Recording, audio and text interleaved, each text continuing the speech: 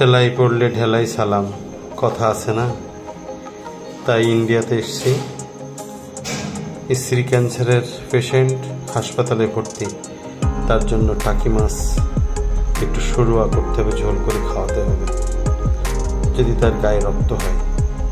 তো প্রক্রিয়াটা শুরু। মাছ কুটে নিয়েছি সুন্দর করে, নিয়ে হলুদ মাখিয়েছি, তেল কড়াই। এই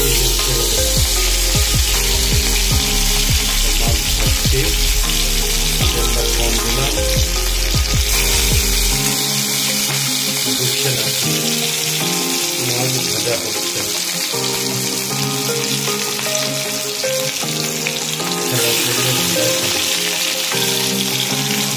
মাছ মরছে,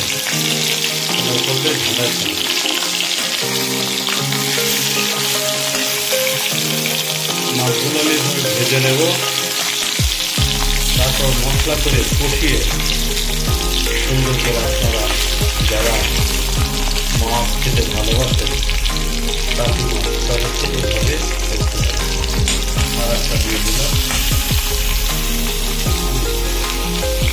সেটা হচ্ছে মাছ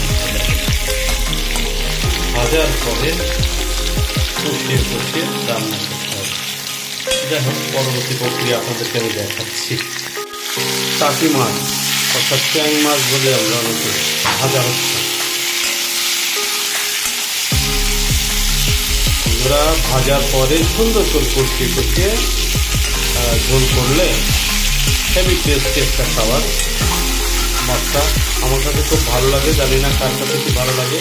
যারা খেতে চান তারা এভাবে ভেজে নিয়ে মশলা করে সুন্দর করে রান্না করতে পারেন। আজকে আমার রান্নার প্রক্রিয়ার শেষের দিকে খুব সরাসরি ভেজে নিচ্ছি।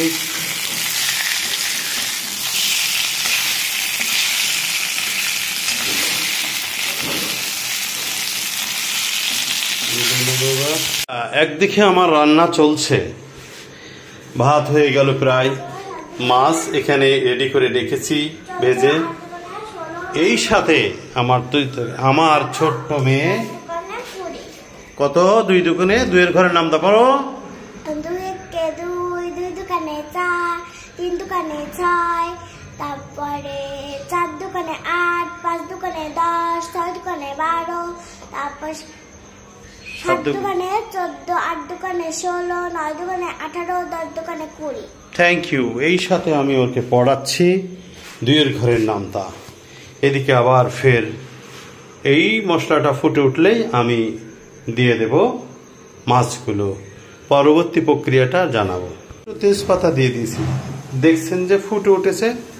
এবার আমি মাছগুলো এই দিয়ে দিচ্ছি, মাছ দিয়ে দিলাম। এইটাই, এই ঝোলটা শুকিয়ে গেলে মাছের রান্না কমপ্লিট হবে। আমরা আজকে এই মাছগুলোই খাবো, আর ওইগুলো যেগুলো রেখে দিলাম কালকে রান্না করবো আলু দিয়ে। বন্ধুরা, মাছের সরুয়া, মাছের ঝোল, টাকি মাছের পরবর্তীতে আরো প্রক্রিয়া আপনাদেরকে দেখাবো। আপনাদেরকে দেখাচ্ছি এই যে আমার সর্বশেষ প্রক্রিয়া। একদম দেখছেন কি ঘন সুন্দর একটা ঝোল সরুয়া হয়েছে। টাকি মাছের ঝোল বন্ধুরা, টাকি মাছের ঝোল এটা শেষের দিকে একদম ফাইনাল হয়ে গেছে। এই কিছুক্ষণের ভিতরে তুলে ফেলবো। এই আমি চুলার জাল কমাই দিলাম। আপনারা যদি কখনো কেউ রান্না করেন তাহলে অবশ্যই মাছ কুটে ধুয়ে ভেজে নেবেন, তারপর মশলা করে মশলার যেই পানি দিয়ে দেবেন, ফুটিয়ে নেবেন, ফুটিয়ে নিয়ে ছেড়ে দেবেন। তারপরে ঝোলটা একটা মাখো মাখো বা আপনি যেমন খেতে চান পাতলা সেটা করে নেবেন।